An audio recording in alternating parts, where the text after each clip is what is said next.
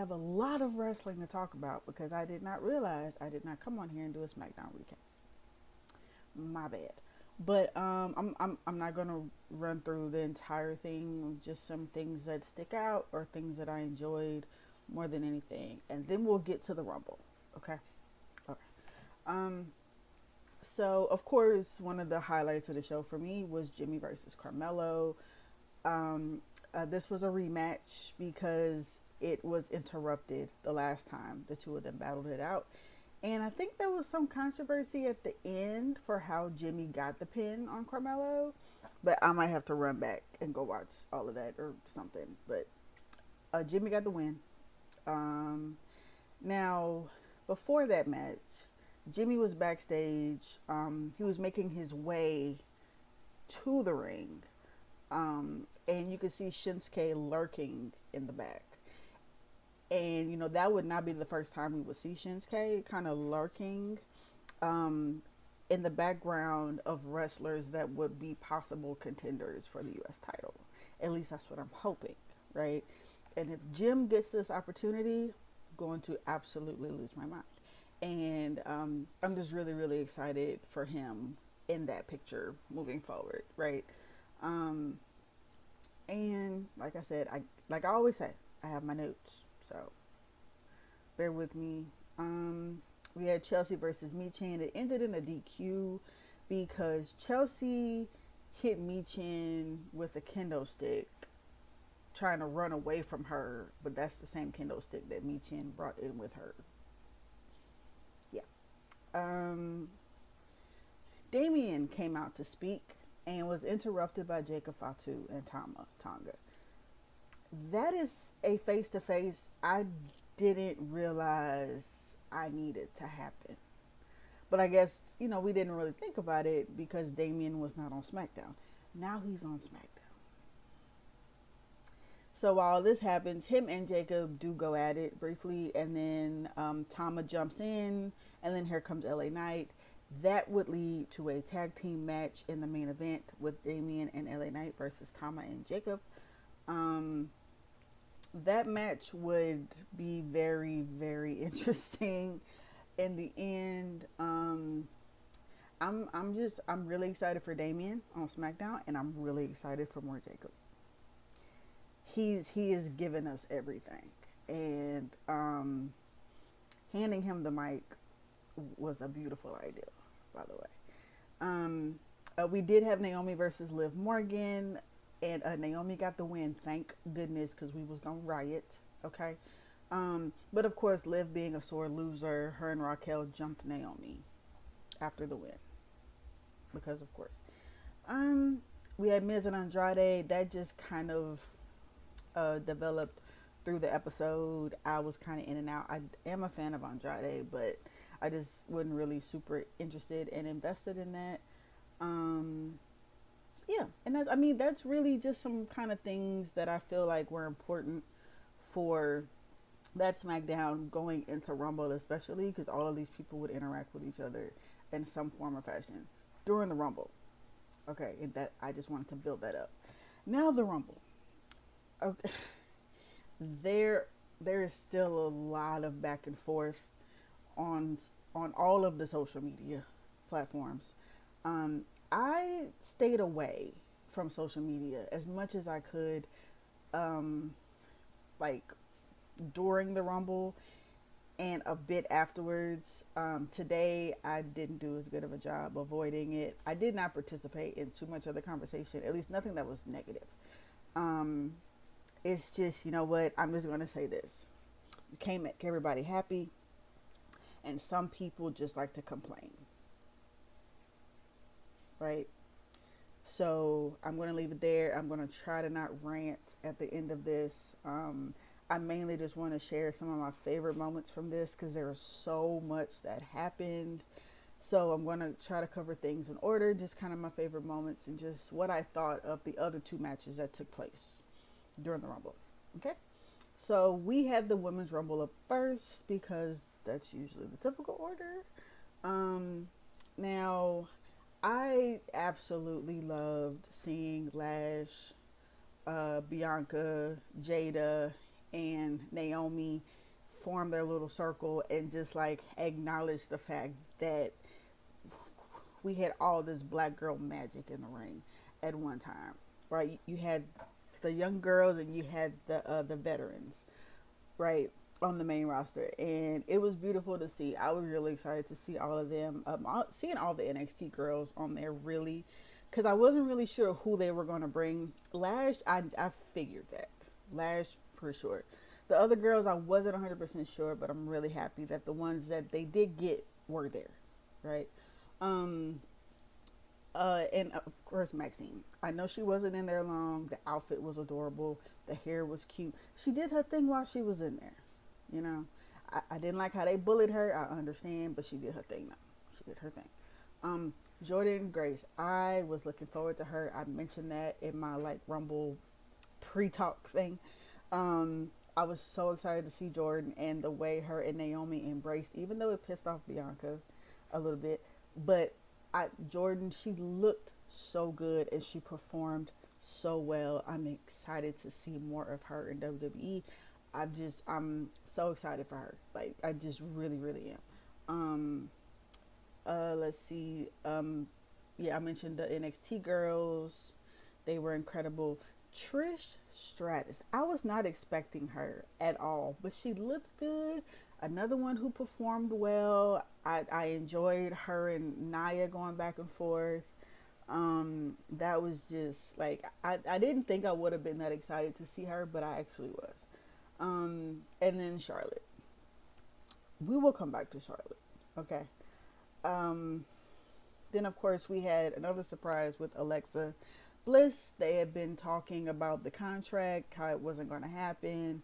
Surprise, surprise, here she comes. Her vest, the back of her vest was was to honor Bray and his Fiend character. But yeah, but it was cool seeing Alexa. I think some of the girls in there were surprised to see her too, so that was cool. And Zelina, of course, her gear spectacular. She looked incredible. I really would have wanted more from her, but that is not her fault. I'm not blaming her for that. But I was really happy to see her in there. Now, and then also one of my other favorite moments was just Nia. The energy shifted when she got up there. Okay. And she does what she does best. And even with her not being in through the end, like talking about, she did what needed to be done, being her, you know. I was really hoping we'd get a Jade return. I had kind of forgotten about the man, Becky Lynch, but she was nowhere to be found either. We did get a Nikki Bella. She was number 30. I don't have any feelings, none. Charlotte Flair. I don't even remember her number, but she's back and she won. Of course, a lot of people are upset. I have a lot to say about it, but I don't even feel like I want to waste energy in even talking about it, because I want to remain positive. I want to actually talk about what happened and embrace what happened and what's going to happen moving forward. I'm not going to sit in this just toxic space that can be this wrestling community. And it's all over the place. You cannot avoid it if you wanted to. Now, on to DIY Motor City Machine Guns. I was not interested in this at all. I wasn't excited about it. Wasn't looking forward to it. I barely watched it. I was kind of in and out of my living room doing other things. Now, what I was kind of surprised at was the Street Profits running in to interfere. So a DIY retained, but the Street Profits beat them up afterwards too. I'm starting to believe the luck thing with like holding titles that aren't yours kind of thing, but you know what? I don't even care. I feel like I've been saying this for a while. The Street Profits deserved that spot. Not necessarily saying over anybody, because everybody want to go there, but they have deserved that spot for so long, to be such a vital part in the men's tag division, right? They should be up there. They should be considered more. So hopefully this means that they will be considered more and moved into that picture as a focal point, you know? Now we got Cody versus KO. I was honestly kind of surprised that wasn't the main event for some reason, but whatever. Cody versus KO. So, up until the end ish of that match, I wasn't surprised. Everything that was happening is what I would have expected from that match because of the buildup that we've gotten for a while now. Okay. The end really did surprise me. I don't know if it was because of just Cody just crashing out completely on KO, but KO had it coming. Just with the way, as far as the energy shifting, I'm not mad at this side of Cody at all. Now I think he's hurt. Pretty sure KO was hurt too, because that was, man, the end of that match was tough. Y'all, I was just like, whoa, time out, wait a minute. But I think Cody is injured too. Supposedly he's still supposed to make an appearance on Raw, I guess, or something. I don't really know. I think they were still trying to figure out what was going on there, but that was tough. Like the end though, and then Sammy came from under the ring to check on KO and everything, and he kept inserting. Look, him inserting himself at the weirdest times. Sometimes it's just so strange, but you know what? I'm gonna leave it there. We're not gonna talk about Sammy today. Now, the men's rumble. The men's rumble was very interesting. Just because of the men that were in this thing. Okay. So Rey Mysterio was number 1. Penta was number 2. I thought they were going to do Dom or something, just, But Rey and Penta, they were in there for a while. I think Penta got the Iron Man. He was in there the longest. He was in there for a hot minute. It was really good to see Santos Escobar in the ring. Finally, he's just been running around in the back being a manager, as of late on Smackdown. So it's been really good to see him in action during the Rumble. Now the I Show Speed thing. Yes, I'm an older person. Okay. I'm not necessarily a fan of them. I don't knock what they do. It's not for me. And I know that. So I'm not going to sit here and be like, oh, I don't like it. It's stupid. Like, no, I know he's not for me. Okay? I understand the demographic that is his audience and what is supposed to be his audience. That's not for me. It was kind of funny, his thing inserting in there, and Braun and Otis and everything. Yeah, it was funny. I laughed. But yeah, I'm not a fan, but I'm not mad at it because I get it. These are the times that we live in, these streamer times, the influencers, you know what I'm saying? Like, I get that. So, more props to you. Jimmy. I really wish Jim would have been in there longer. I don't want to say my boy was struggling. Jim, I love you so much. I want to say he was struggling, but it was like he got in there and he did his thing, and it was like, okay. How much longer I gotta be in here? What are we doing? He looked incredible, like the gear and the lay. He's magnificent. Okay. I'm proud of him regardless. But he did his thing when he first got up in there. I will say that. And of course Jacob was in there. I think I didn't write down when Jacob came out, but I think Jacob came out before Jimmy was in there. I feel like he was. Then we had a Joe Hendry appearance. We had a AJ Styles return. AJ is my guy. Okay, so I was really excited to see AJ back in there. Cena returned because of course he did. Um, and then Jay, I remember Jay. I don't remember Roman's number. I feel like Roman was number 8 or Jimmy was number 8. Jimmy came out kind of early. Just both of them came in before Jay. But Jimmy was eliminated before Jay got in there, if I remember correctly. Jay loved his gear. He had the white and the pink. He had like floral patterns on it, and he had the lei too. Him and Roman kind of helped each other a bit while they were in there together. Um, Seth officially crashed out on Punk and Roman when he got in there. It was crazy. He probably stomped Roman out about 3 times within the match. Even once they were outside of the ring, he kept going. So yeah, Seth has officially reached that level of crash out. Um, I don't remember who took out who, but when Roman went out, when Punk went out, I think they all got out at the same around the same time. The person who will not be named, he was in there briefly. Cena got him up out of there. Appreciate you, sir. I appreciate you for your service. Um, and then it ended up being Cena and Jay, the last two. The ending, they fought on the apron, and Jay got the win. And I don't even think Jay believed he got it at first.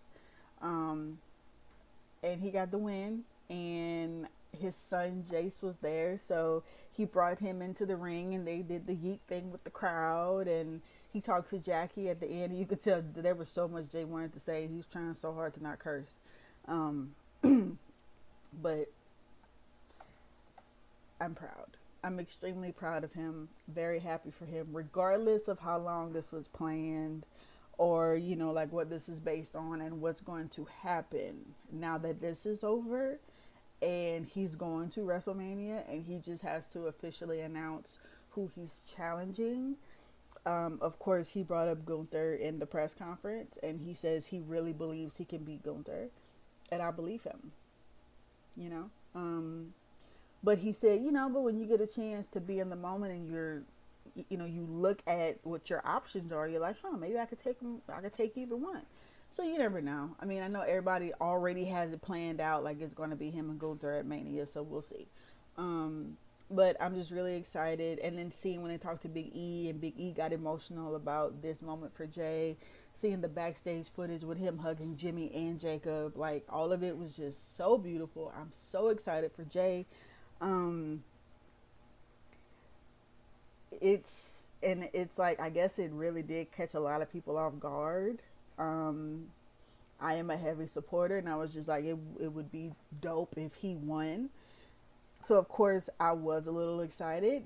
I was a little surprised too, that they did make it happen, because of all the other times they've basically made it look like they were hinting at him winning, and it just didn't happen. So I'm excited that they actually made it happen this time. It's going to be a very interesting journey to Mania. I know they still have a string of shows this month, and then they're going overseas for the whole month of March leading up to Mania.